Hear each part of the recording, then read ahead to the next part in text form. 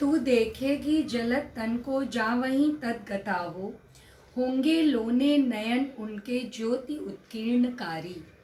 मुद्रा होगी वर वदन की मूर्ति सी सौम्यता की, सीधे सादे वचन उनके सिक्त होंगे सुधा से।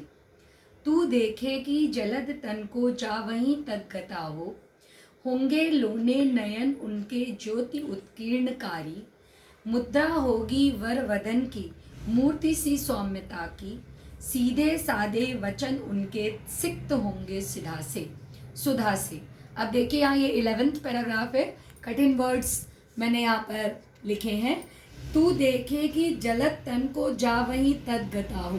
जलत तन अर्थात मेघ जैसे श्यामल शरीर वाले।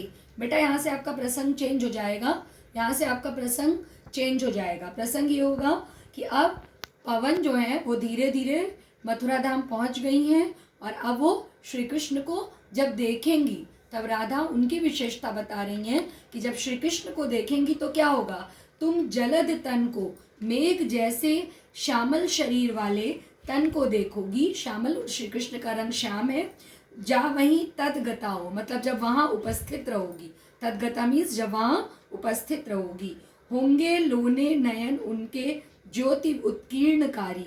ज्योति उत्कीर्ण, लोने मतलब सुंदर, ज्योति उत्कीर्णकारी प्रकाश विकीर्ण करने वाले, अर्थात प्रकाश को देने वाले या प्रकाश को फैलाने वाले। विकीर्णता मतलब फैलाना, प्रकाश को फैलाने वाले।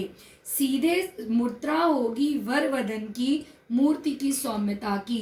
वर वदन, वर मतलब श्रेष्ठ, वदन मतलब शरीर, और उनकी जो वदन, उनका जो श्रेष्ठ शरीर है वो देखने में तो शरीर बहुत हृष्ट पुष्ट होगा, बलवान होगा, लेकिन मूर्ति सी सौम्यता की। लेकिन उनका जो शरीर होगा वो श्याम होते हुए भी सौम्य रूप, हृष्ट पुष्ट होते हुए भी सौम्य रूप धारण किए रहेगा। सीधे सादे वचन उनके सिक्त होंगे सुधा से। और उनके जो सीधे सादे, बहुत सरल, उनकी वाणी में बहुत सरलता होगी, बहुत सहजता होगी, बहुत सरलपन होगा, सहजपन होगा, कोई छल कपट नहीं होगा। सिक्त होंगे सुधा से। सिक्त मतलब सिंचे हुए या भरे हुए, और सुधा से अर्थात अमृत से। नीले फूले कमल दल सी गात की श्यामता है, पीला प्यारा वसन कटी में पहनते हैं फबीला। छूटी काली अलक मुख की कांति को है बढ़ाती, सद वस्त्रों में नवल तन की फूटती सी प्रभा है। फिर से पढ़ना है क्योंकि यहाँ श्री कृष्ण का वर्णन है, श्री कृष्ण के बारे में कहा जा रहा है। नीले फूले कमल दल सी गात की श्यामता है। गात अर्थात शरीर, श्यामता अर्थात सांवलापन। यहाँ पर अर्थ लिखा है मैंने, श्यामता अर्थात सांवलापन। उनका जो शरीर है वो नीले फूल कमल के समान, जिस तरह से नीले जो नील कमल होता है या नीले रंग का कमल होता है उस तरह का श्यामल उनका शरीर है। पीला प्यारा वसन कटी में पहनते हैं फबीला। पीला मतलब पीले रंग का, प्यारा मतलब सुंदर, वसन मतलब वस्त्र, कटी अर्थात कमर पे पहनते हैं। इसको खड़ी बोली का थोड़ा सा एक बोल चाल की भाषा का शब्द पहनते को पहनते लिखा है। पहनते हैं फबीला अर्थात बहुत सुंदर सा। आपने देखा होगा जिसको आप साधारण भाषा में, या जिसको हिंदू लोग अपने भजनों में, प्रार्थनाओं में फटका कहते हैं, तेरी कमरिया पे गुलाबी फटका, दैट इज कॉल्ड वो पीला प्यारा वसन। छूटी काली अलक मुख की कांति को है बढ़ाती। अलक मतलब बालों की लट, फबीला मतलब मैंने आपको बताया सुंदर, वसन मतलब बताया वस्त्र, और अलक मतलब बालों की लट। और उनकी छूटी काली अलक मुख की कांति को है बढ़ाती। उन्होंने जो बाल संवारे हुए हैं उसमें जो बालों की अलक है, बालों की जो लट है वो उनको सुंदर बनाती है।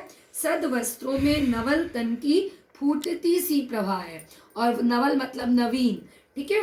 और जो सद वस्त्रों, उन्होंने जो सुंदर सच्चे वस्त्र, सद मतलब मैंने आपको कल भी बताया था बेटा कि सद मतलब सुंदर भी होता है, सद मतलब सच्चा भी होता है, सद मतलब सुंदर भी होता है। यहाँ सद का मतलब सुंदर है। सद वस्त्रों में नवल तन की फूटती सी प्रभा है कि श्री कृष्ण की अच्छे सुंदर वस्त्रों में उनके जो तन की खूबसूरती है वो कहीं समा नहीं पा रही है, वो इतने सुंदर लग रहे हैं। इसको मैं आपको एक बार फिर से दोनों पैराग्राफ का अर्थ बता दे रही हूँ, क्योंकि हो सकता है कि बोर्ड के हिसाब से ये इम्पॉर्टेंट पैराग्राफ है। एक बार फिर से बता दे रहे हैं कि जब राधा, यहाँ पर प्रसंग आपका चेंज हो जाएगा। ये शब्द अर्थ मैंने आपको बता दिए हैं, शब्द अर्थ आप इसमें से नोट करेंगे, पढ़ेंगे, इसको रटेंगे। और प्रसंग एक बार फिर से बता दे रहे हैं। राधा पवन को दूध बनाकर मथुरा में श्री कृष्ण के पास भेज रही हैं और उसे श्री कृष्ण की पहचान बताते हुए उनके सुंदर प्रभावशाली व्यक्तित्व और वस्त्र आदि की बारे में जानकारी दे रही हैं। क्या कर रही हैं? उनके सुंदर शरीर की और उनके प्रभावशाली व्यक्तित्व की और वस्त्र आदि के बारे में जानकारी दे रही हैं कि तुम श्री कृष्ण को कैसे पहचानोगी। कि हे पवन, जब तू मथुरा नगरी पहुंचेगी तो वहां तुझे मेघ जैसे सुंदर श्यामल शरीर वाले, अर्थात बादलों जैसे सुंदर श्यामल शरीर वाले श्री कृष्ण दिखाई पड़ेंगे। उनके नेत्र अत्यंत आकर्षक और प्रकाश फैलाने वाले होंगे। उनकी मुख मुद्रा और शरीर की भाव मुद्रा अत्यंत आकर्षक और सौम्यता की प्रतिमूर्ति होगी, या आप लिख सकते हैं कि सौम्य होगी, तथा उनकी मधुर वाणी सरल एवं अमृत जैसी माधुर्य में पगी होगी। अमृत से भरे उनके वचन होंगे। और दूसरा पैराग्राफ अर्थात 12वां पैराग्राफ, 12th पैराग्राफ का अर्थ, उनके शरीर की श्यामता नील कमल की पंखुड़ियों के सदृश होगी और वे कमर में अत्यंत शोभा प्रदान करने वाले तथा पीतांबर वस्त्र को धारण करे होंगे। उनके मुख पर बालों की एक काली लट प्रायः आ जाती है जो उनके मुख की शोभा को और भी बढ़ा रही होगी, और सुंदर वस्त्रों में उनका शरीर और भी शोभायमान दिख रहा होगा, जिसमें से कांति प्रस्फुटित होती सी जान पड़ती है। और आपको मैंने बता दिया है कि काव्य सौंदर्य वही रहेगा सेम, बस इसमें एक लाइन आप जोड़ेंगे कि श्री कृष्ण के सौंदर्य का आकर्षक चित्र अंकित किया होगा